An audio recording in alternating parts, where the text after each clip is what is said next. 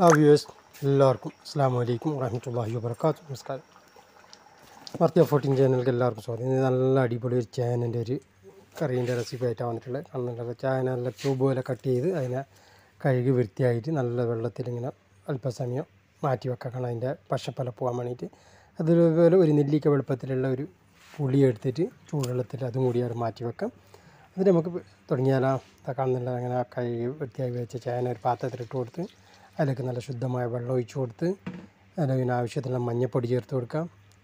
നല്ല 1/4 ടീസ്പൂൺ മഞ്ഞൾപ്പൊടി ചേർത്ത് കൊടുത്ത് പിന്നെ ആവശ്യത്തിനുള്ള ഉപ്പും കൂടി ചേർത്ത് കൊടുക്കണം.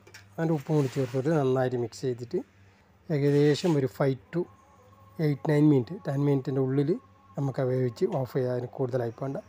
ആ നേരം കൊണ്ട് നമുക്ക് പിന്നെ അതിൻ്റെ ഒരു അരിപ്പും കൂടി റെഡിയാക്കണം. അരിപ്പ് റെഡിയാക്കാൻ വേണ്ടിയിട്ട് നമുക്ക് അതിന് എന്തെല്ലാം വേണം, ഒരു പാത്രം എടുക്കുക, അതിലേക്ക് വെളിച്ചെണ്ണ ഒഴിച്ച് കൊടുക്കുക, 2-3 ടേബിൾ സ്പൂൺ. അതിലേക്ക് നല്ല ഫ്രഷായ തേങ്ങ ചിരവിയതും കൂടി ചേർത്ത് കൊടുത്ത് അതിന് ചെറിയ ഉള്ളി പിന്നെ കറിവേപ്പില അതും കൂടി ചേർത്ത് കൊടുത്ത് നന്നായിട്ട് മിക്സ് ചെയ്തിട്ട് ഒരു ബ്രൗൺ കളർ ആകുന്നവരെ മാറ്റി വെക്കാം. ബ്രൗൺ കളർ ആകുമ്പോൾ അതിലേക്ക് മസാലകൾ ചേർത്ത് കൊടുക്കാം. ഒരുപാട് മസാലകളൊന്നുമില്ല. എന്തെല്ലാം ആ സമയത്ത് നമ്മളത് ചേന വെന്തിട്ടുണ്ട്. ചേന ഒന്ന് സ്റ്റൗ ഓഫ് ചെയ്തിട്ട് അത് സൈഡ് വഴിക്ക് മാറ്റി വെക്കാം.